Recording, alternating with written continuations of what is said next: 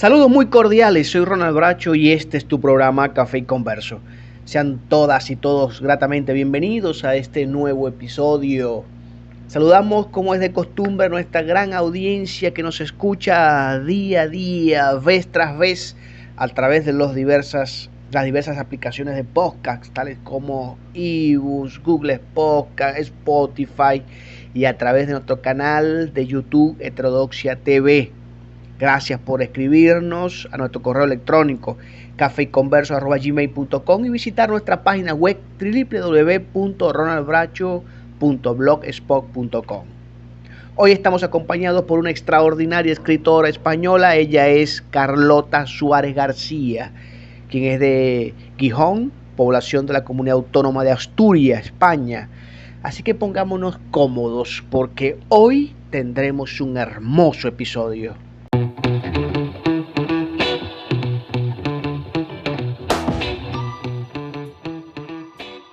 Para la presentación de nuestra invitada de hoy, por supuesto, ya lo hemos dicho, estamos acompañados gratamente por una extraordinaria escritora. Ella es Carlota Suárez García. Carlota es colaboradora habitual del programa de radio La Buena Tarde de RPA de hace 6 años y creadora del espacio de divulgación cultural Carlota en la Radio, que se emite cada lunes en Radio Televisión del Principado de Asturias.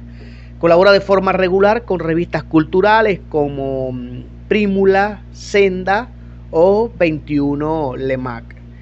Ha participado en antologías como 12 Playas en el 2018, Yo Soy de Kini en el 2019, Evocaciones a la Torre Latinoamericana, presentado en noviembre del 2021 en México, o Palabra de Mujer en el 2022.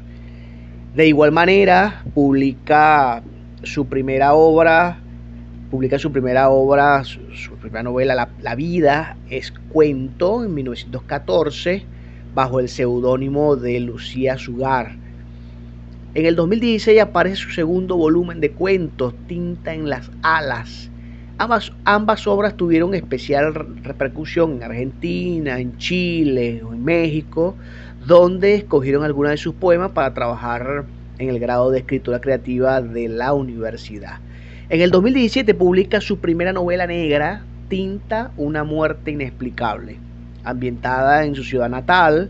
Esta obra protagonizada por una médica de urgencias frustrada con vocación de escribir, tuvo una excelente acogida por parte de los lectores y llegó a ser uno de los libros más vendidos en Asturias a los 2 meses de publicación. En el 2019 ve la luz La tumba del rey, ambientada en la isla de Gran Canarias, una novela también muy extraordinaria, y que ha tenido la atención de los lectores, y a finales del 2022 se había publicado ya 8 ediciones.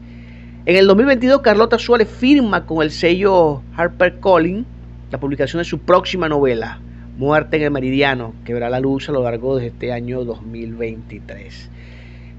Bueno, Carlota está muy activa en las redes sociales, ahí la van a conseguir, así que pendiente por Instagram, por Facebook, por Twitter.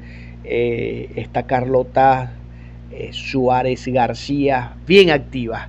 Ella nos acompañará el día de hoy y conversará con nosotros su experiencia y lo que significa para ella trabajar con una novela policial, llamada también novela negra, novela criminal, y nos dará sus recomendaciones para todos aquellos que desean iniciar en lo que hemos siempre llamado el hermoso arte de la escritura.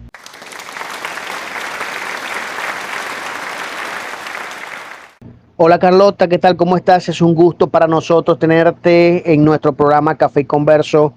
Muchas gracias, muchísimas gracias por aceptar nuestra invitación, por compartir este momento, por apartar tu tiempo para hablar con nosotros y con esta gran audiencia de nuestro podcast Café y Converso.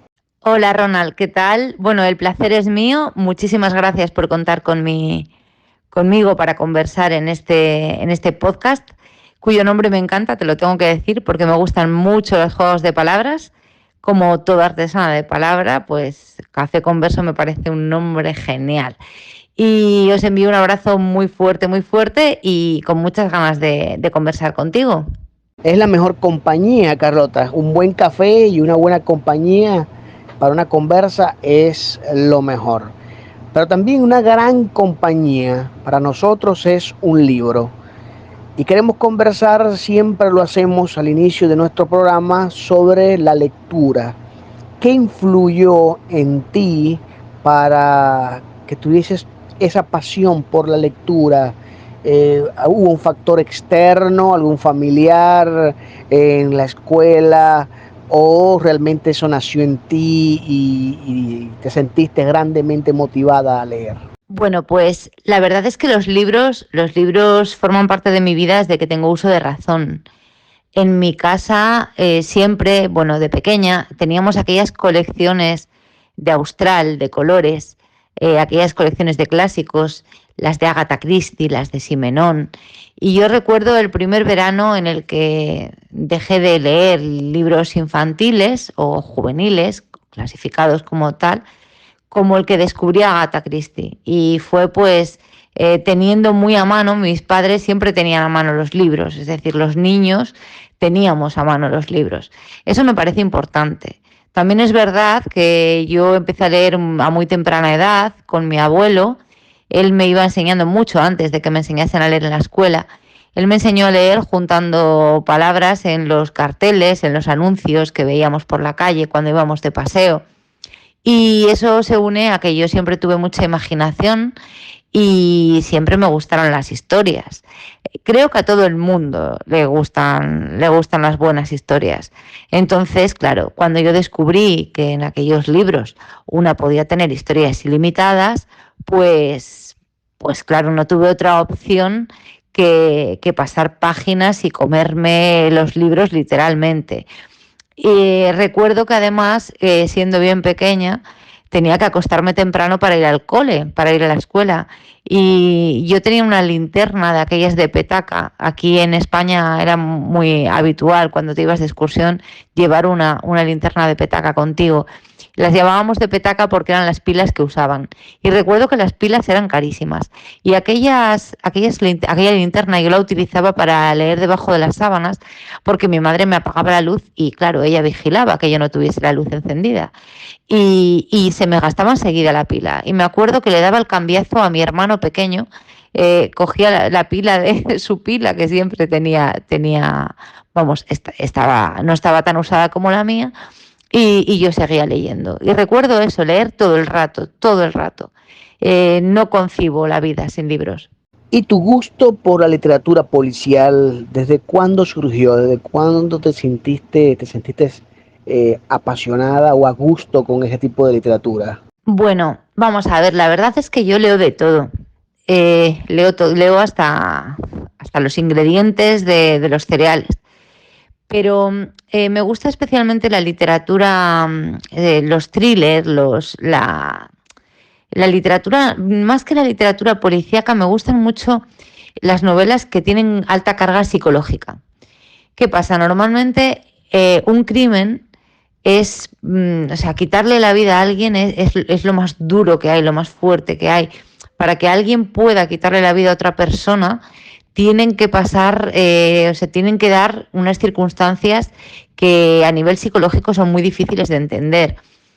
Aparte, en la literatura policíaca, normalmente, en la novela negra, en los thrillers psicológicos, suele haber mucha crítica social. Entonces, todo eso unido a mí me gusta mucho. Pero en realidad a mí lo que más me gusta de la literatura, yo detesto las etiquetas. A mí me encanta ese cajón desastre en el que yo metería todos los libros, que es la narrativa. A mí lo que me gusta, yo aspiro a escribir bien, no aspiro a escribir bien literatura policíaca. Y también aspiro a entretenerme con la lectura y a que la lectura me atrape, no por el hecho de ser policíaca, sino simplemente que una novela me atrape, ¿no? Para mí solamente existe el verso y la prosa y no hay más. Incluso me da lo mismo un cuento que una novela. Me gustan las buenas historias. Y normalmente pues las buenas historias tienen, para mí, para que a mí me entretengan y me atrapen, tienen que tener pues eso, una carga psicológica importante, un buen ritmo y crítica social. Y todos estos factores normalmente se aunan en este tipo de literatura que llamamos novela negra o thriller psicológico. Carlota, en el marco de la escritura, ¿tú te consideras una escritora de brújula o de mapa? Tengo la desgracia de ser cuadriculada como una alemana. La verdad es que soy la Merkel. No, es broma. Mira, intenté muchísimas veces escribir a lo loco, como quien dice, pero no soy capaz. Para mí es necesario siempre, hay una cosa que tengo que tener clara. Necesito saber cómo va a terminar la novela antes de desarrollarla. Necesito tener claro el principio y el final.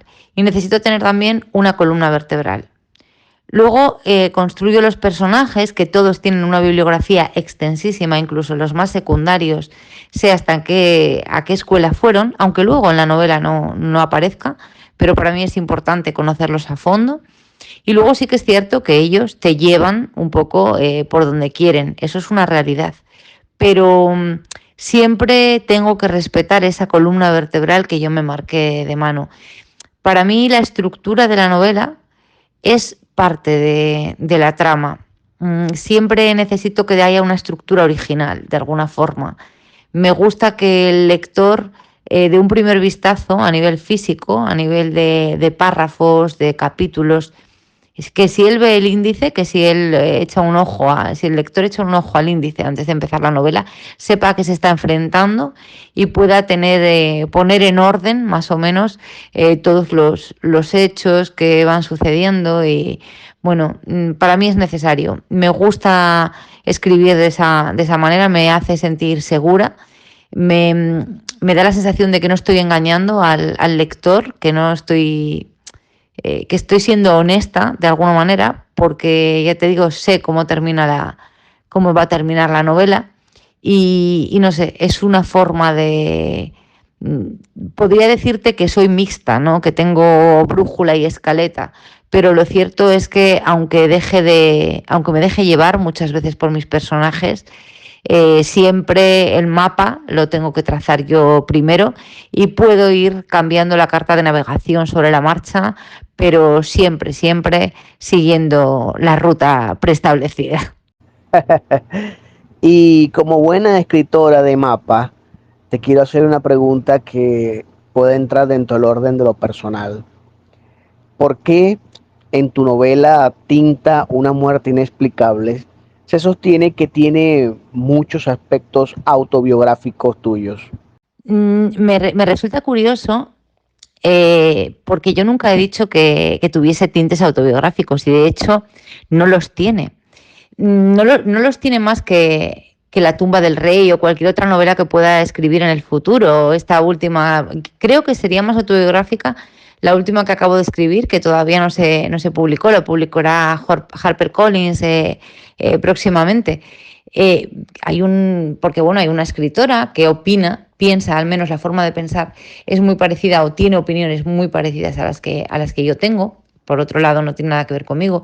Pero sin embargo, en Tinta, una muerte inexplicable, no hay ningún personaje que se parezca o que tenga similitudes conmigo. Sin embargo, como la desarrollé en mi ciudad natal, aquí tuvo cierta repercusión a nivel nacional, sobre todo a nivel regional. Pues la prensa local y la prensa regional escribió en sus artículos que tenía tintes autobiográficos, aunque yo siempre lo desmentí, porque yo siempre explico que todos los personajes que tú crees, desde el malo malísimo hasta la heroína o el héroe, van a tener parte de ti. No parte de ti en cuanto a los hechos o la personalidad, sino muy probablemente en cuanto a los sentires, porque para que la novela sea creíble es muy importante que el miedo sea real, que la tristeza sea real, que la ira sea real, ¿no? Y esos sentimientos, lógicamente, parten del autor. Tú no te estás describiendo a ti, pero esos sentimientos de los personajes sí son tuyos o es la forma en que tú los concibes. Eso es lo autobiográfico que puede haber, o quizás algunas opiniones cuando yo estoy intentando, pues no sé, hacer crítica social, ¿no? Lo que te decía de romper una lanza por algo, porque a mí lo que me gusta de la novela también es poder ir vaciando la mochila y bueno, ejercer un poco de justiciera, por decirlo de alguna manera, un poco de Robin Hood con la pluma. Y eso es lo que puede tener de autobiográfica, pero curiosamente Tinta, una muerte inexplicable, de verdad que no hay ningún hecho o ninguna característica de los personajes que pueda ser autobiográfica. O sea que me resulta curioso. Pero sí que es cierto que si te documentas, y estoy segura de que lo has hecho, Ronald, verás que se clasifica, o sea, se califica esa novela como que es, bueno, que tiene tintes autobiográficos. Pero igual que le he dicho a la prensa local, aunque no me quieran creer, os prometo, y soy honesta, siempre escribiendo y hablando, que no tiene tintes autobiográficos para nada. Bueno, resuelta la duda. Ya la autora de primera mano, la autora Carlota Suárez García, le dice a su público, a su audiencia y a sus lectores a través de este podcast Café y Converso: esta novela no es autobiográfica, por favor. Y bueno, también queríamos conversarte, Carlota, que por ejemplo, cuando hoy tú relees tu novela, Tinta, una muerte inexplicable, eh, ¿tú sientes que quedó como lo habías planificado o fuiste modificando la idea original? Bueno, pues es que cuando leo todas mis novelas y todos mis cuentos, es decir, me pasa con Tinta, una muerte inexplicable, y me pasa con La tumba del rey, y me pasa con Muerte en el Meridiano, que aún no se publicó, y es que hasta que se lo mandé a mi editora la cambié 20 veces. Me pasa siempre. Nunca, es decir, la idea inicial es una. El final siempre termina. Yo los finales siempre los respeto. No los cambio nunca. Porque es como la idea, le doy muchas vueltas antes de empezar a leerlo, a escribirlo, perdón, hasta que me convence, le doy muchas vueltas, entonces el final ya está muy elaborado. Y eso no lo cambio. Pero lo que es la estructura de la novela y la estructura principal, lo que es la columna vertebral, tampoco, lógicamente. Pero sí que hay como tramas paralelas que van surgiendo según lo voy escribiendo. Y eso sí que cambia. Cambia desde que yo tengo la idea primera, ¿no? La idea original, hasta que termina la novela, hasta que acabo. Y estoy segura de que si yo volviese a reescribir o a revisar y tuviese que volver otra vez a reeditar, por ejemplo, hacer una nueva edición de Tinta, una muerte inexplicable, o de La tumba del rey, estoy segura de que en el momento que empezase a leerlo otra vez, surgirían cosas nuevas. Porque es que es inevitable. Una historia es dinámica completamente. Y yo siempre digo que la novela es del escritor hasta que la sueltas y la leen y le llegan los lectores. Entonces es de ellos. Pero es que cuando el escritor vuelve a leer su novela, ya no es el escritor, es un lector más. Con lo cual, por supuesto, lógicamente, claro, estás influenciado, ¿no? Porque tú eres la autora o eres el autor.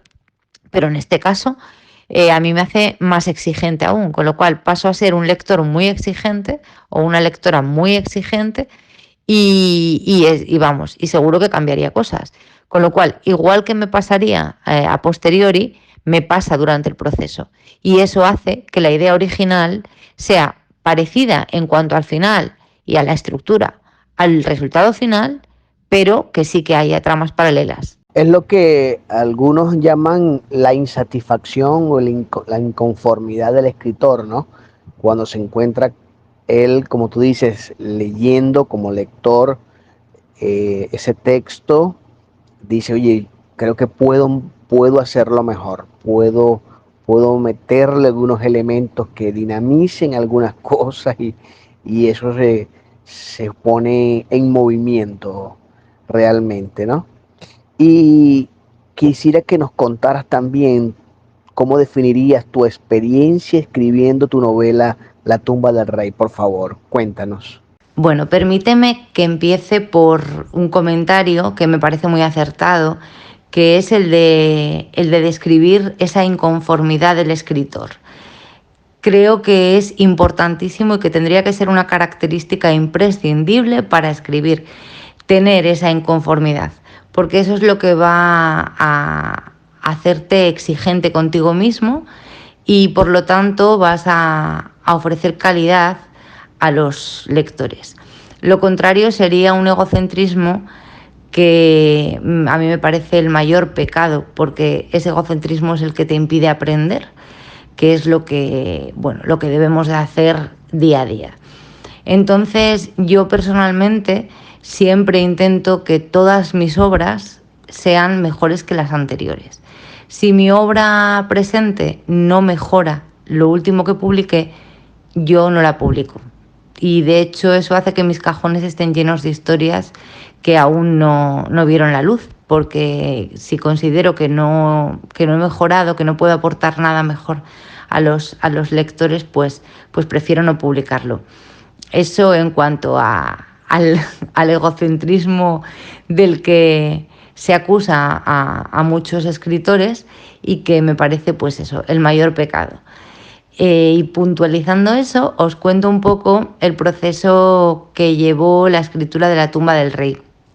Podría contaros que la idea inicial de La tumba del rey tuvo lugar en una visita a la necrópolis de Maipés, en Agaete, un municipio de la isla de Gran Canaria, que es una isla que conozco muy bien porque estuve viviendo allí una temporada y ese pueblo también lo conozco muy bien, pero no lo conozco tan bien a nivel histórico, con lo cual ya tuve que documentarme mucho con historiadores de la zona, hemerotecas, antiguos periódicos, archivos y demás, porque la novela toca la historia del pueblo en los años 40, en plena Guerra Civil Española, y eso me llevó tiempo.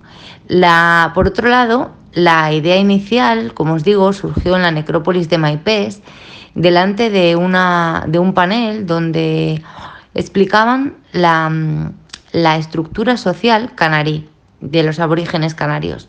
Y eso hizo un clic en mi cabeza, que Luis Sepúlveda, que todos conoceréis por El viejo que leía novelas de amor, Luis Sepúlveda, que vivió aquí en Gijón hasta hace un par de años, que se murió por culpa de este dichoso bicho del COVID. Luis me había dicho que las historias están ahí para ser contadas y que pueden pasar muchos escritores por delante, pero hasta que no pasa la persona que lo tiene que leer, que lo tiene que contar, que lo tiene que escribir, entonces esa historia no sale a la luz. Y recordé las palabras de Luis en ese momento y sonó el clic en mi cabeza y a partir de ahí empecé a escribir y empecé a documentarme. Y os digo que tuve que investigar mucho a nivel histórico. Por otro lado, tuve que recurrir también a varios arqueólogos, uno amigo mío de aquí de Asturias, otro Valentín Barroso, que fue el director de la excavación de la necrópolis de Maipés, la necrópolis real. Y por otro lado, y la que más tiempo me llevó quizás, fue la documentación con la Guardia Civil. Estuve investigando 15 días con ellos. 15 días es lo que fue la investigación de campo allí en la comandancia de Las Palmas. Pero luego, el procedimiento policial me llevó también mucho tiempo. Sobre todo porque yo no quería caer en el síndrome de CSI, que yo lo llamo. Los americanos, de las películas por las que todos estamos muy influenciados, o de las novelas de Connelly, por ejemplo, funcionan de otra manera, trabajan de otra forma. Allí el mismo policía en las películas y en las series, el mismo policía que coge un pelo en la escena del crimen, va al laboratorio y lo analiza. Y eso aquí no es así.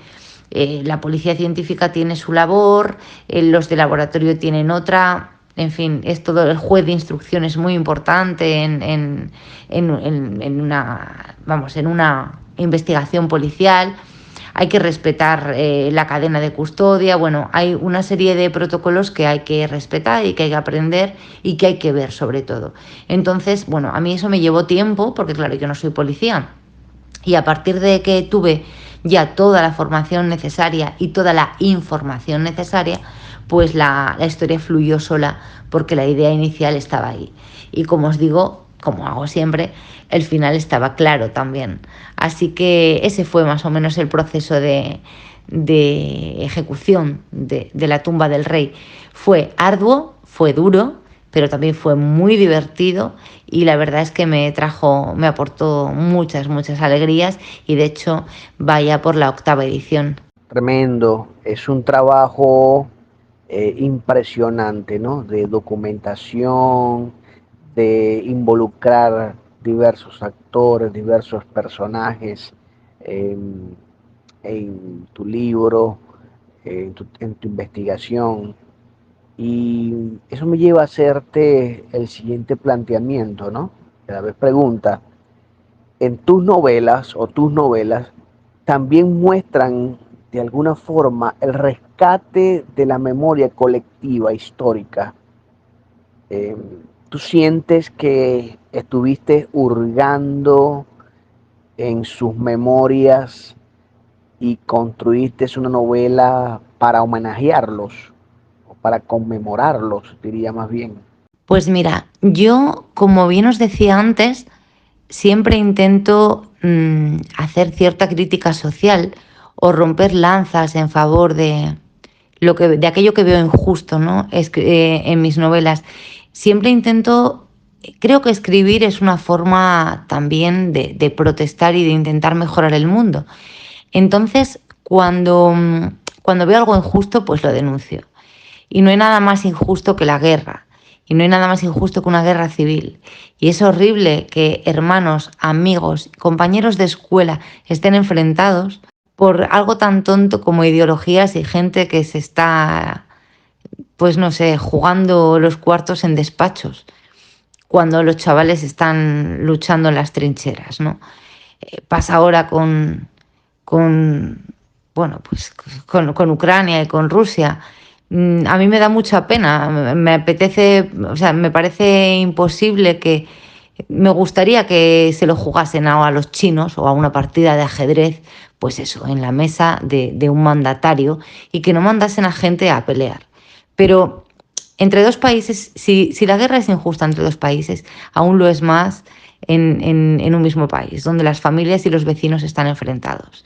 Entonces yo en este caso recurrí a la historia para reivindicar un poco eso y para definir la guerra sin bandos, es decir, para denunciar la guerra, el hecho de la guerra, que la guerra en sí es injusta, no para posicionarme en un bando ni en otro, para que la gente entendiese que la guerra es una injusticia en sí misma. Por otro lado, claro que indagué revolví tripas de familias y de mucha gente que se pudo ver reflejada, aunque yo no contase casos concretos. Pero bien es cierto que el presente siempre es el resultado de todo nuestro pasado. Entonces somos el resultado de lo que hemos vivido, somos el resultado de nuestros ancestros. Y creo que todo tiene su origen en el pasado. Y por eso a mí me gusta tanto la estructura clásica nórdica, Henning Mankell, este tipo de novelas en las que la psicología del presente no dista tanto como pensamos de la del pasado, es decir, no somos tan diferentes a nuestros abuelos y a nuestros bisabuelos y en lo esencial seguimos siendo iguales que aquellos hombres de la Edad Media y que aquellos canarís incluso. Entonces, bueno, el hurgar en el pasado simplemente es una forma de denunciar y también una forma de explicar el presente. Qué manera tan genial de hacernos entender un punto tan importante como es el papel del escritor en la historia. Ahora, Carlota, quisiera que nos contaras tus proyectos a futuro. ¿En qué estás trabajando actualmente? ¿Con qué nos vas a sorprender próximamente? Bueno, Ronald, pues mira, hace poco firmé con la editorial HarperCollins para la publicación de mi próxima novela, que bueno, ya como os decía antes, he dejado de trabajar en ella el día que se lo envié a mi editora, porque aunque yo estaba escribiendo otra, es inevitable. Hasta que tú no se lo mandas a tu editor, eso era una verdad muy gorda que decía Borges, no dejas de cambiar lo escrito, así que mándaselo pronto porque si no estás perdido. Bueno, pues esta novela se titula Muerte en el Meridiano, puedo decirlo porque ya no se va a cambiar el título, y es un homenaje a Agatha Christie, a esa novelista que os digo que bueno, que descubrí un verano y que fue el verano que pasé de ser una niña a una adolescente, podría decirse, ¿no? De leer libros con dibujos a leer libros de mayores. Entonces, bueno, quiero especialmente a Agatha Christie por ese motivo. Y quería homenajearla, pero la quería homenajear bien. No quería hacer la típica estructura de quién mató a, habitación cerrada. Entonces, bueno, es un homenaje a Agatha Christie, es un homenaje a la estructura de habitación cerrada en una isla, pero con unas características que yo creo que, bueno, que son muy mías y muy personales y con un toque muy actual. Y bueno, y a la vez estoy trabajando, por supuesto, estoy escribiendo otra cosa. Es una novela, una historia que ya tenía pensada hace mucho tiempo, que llevo trabajando mucho en ella porque la documentación es seria. Ahí denuncio muchas cosas muy peliagudas y se desarrolla en Somalia. No os puedo contar más porque bueno, todavía es un proyecto, pero bueno, siempre ando metida y enredada en cosas. Así que nada, yo creo que os va a gustar mucho Muerte en el Meridiano. No sé, no tengo todavía fecha de publicación, pero os informaré puntualmente y este café con versos seréis de los primeros en conocer las novedades. Bueno, celebramos eso y te deseamos grandes éxitos en cada uno de tus proyectos. Para ir, para ir terminando, Carlota, ¿qué recomendaciones tú les darías? Unas dos, tres recomendaciones que tú les darías a todas aquellas personas que nosotros consideramos están en su etapa inicial en la escritura y en lo que llamamos el hermoso arte de escribir. Pues la primera recomendación que yo les daría es que lean, sobre todo, leed todo el rato, leed, vamos, mucho, levantaos leyendo, vivid leyendo, no os agobiéis porque un día os parezca que no habéis escrito nada. Cuando estás leyendo no estás perdiendo el tiempo, estás trabajando también. Todo lo que leas queda. Leer forma al escritor. A mí me asusta mucho una nueva generación de escritores que afirman inspirarse en las series de televisión y en las películas y en el cine.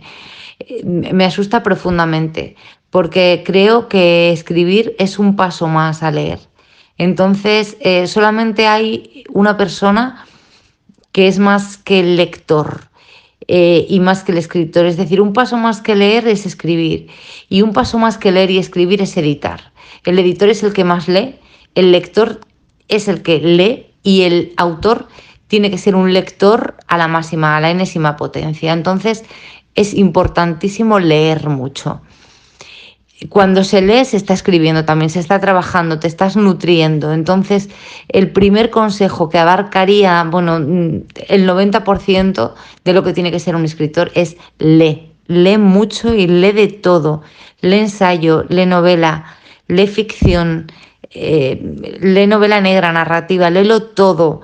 Arranca las etiquetas, sobre todo lee. Otro consejo que a mí me parece fundamental es que nunca tengas prisa por publicar, nunca. Que tu último fin no sea publicar. Tienes que estar completamente convencido de lo que has escrito. Y cuando estás escribiendo es importante que no tengas prisa porque la gente lo lea tampoco. No tienes que dárselo a tu... Hay un poema de Bukowski que ahora no recuerdo, pero os invito a buscarlo, que es Así que quieres ser escritor. Pues, y te dice algo así como que si se lo tienes que dar a escribir a tu padre, a tu madre, a tu novio, a tu marido, no lo hagas. Pues eso, tienes que sentirlo en las tripas, tienes que sentirlo dentro y tiene que gustarte a ti. Puedes dárselo a un lector alfa cuando ya has terminado o a un lector cero, pero no tengas prisa por escribir 4 páginas y echar a correr para que te lean. La escritura tiene que ser algo pausado y algo tranquilo. Y sobre todo, ese egocentrismo del que hablábamos, dejarlo aparte. Y pensar que siempre, siempre va a haber alguien muchísimo mejor que nosotros. Porque es que siempre, en todo lo que hagamos, va a haber alguien mejor. Entonces no creamos que somos el centro del universo, porque si no, ese ego nos va a impedir aprender. Y es importantísimo estar abiertos al aprendizaje. Y ese aprendizaje sobre todo se hace leyendo y a ser posible leyendo autores que son mejores que tú. Y hay muchos, creedme, hay muchos, hay mucha gente muy buena, muy buena. Yo cuanto más leo, más pequeña me hago, porque me doy cuenta de la cantidad de gente buena que escribe y que publica a día de hoy. Luego hay mucha paja porque se publica mucho, entonces al publicarse mucho y escribirse mucho, también hay literatura muy mala y de baja calidad. Pero también hay literatura muy buena y que pasa desapercibida precisamente por esa cantidad de publicaciones que hay. Entonces es importante leer mucho para llegar a esas joyitas y sobre todo aprender de ellas. Muchas gracias, Carlota, por compartir con nosotros este espacio, este momento. Gracias por apartar tu tiempo y poder conversarnos sobre tu experiencia a la hora de escribir tus novelas y darnos esas recomendaciones valiosísimas que sabemos nuestra audiencia está con papel y lápiz aprendiendo de ti muchísimo. Te agradezco nuevamente por este espacio y sé que vamos a seguir en próximos episodios contigo porque seguirás dándonos tips sobre literatura y sobre novela negra, sobre thriller, sobre novela psicológica y todo este gran mundo de la literatura que deseamos día a día aprender. Gracias. Muchas gracias a vosotros, muchísimas gracias por este café con versos y bueno, fue una conversación muy grata que por supuestísimo estaré dispuesta a repetir cuando queráis. Abrazo fuerte, fuerte y felices lecturas. Muchas gracias a todos por acompañarnos. Síganos escribiendo a nuestro correo electrónico cafeyconverso@gmail.com y visitando nuestra página web www.ronaldbracho.blogspot.com para este y otros programas y temas de interés. Yo soy su amigo y hermano Ronald Bracho y este es su programa Café Converso para ti.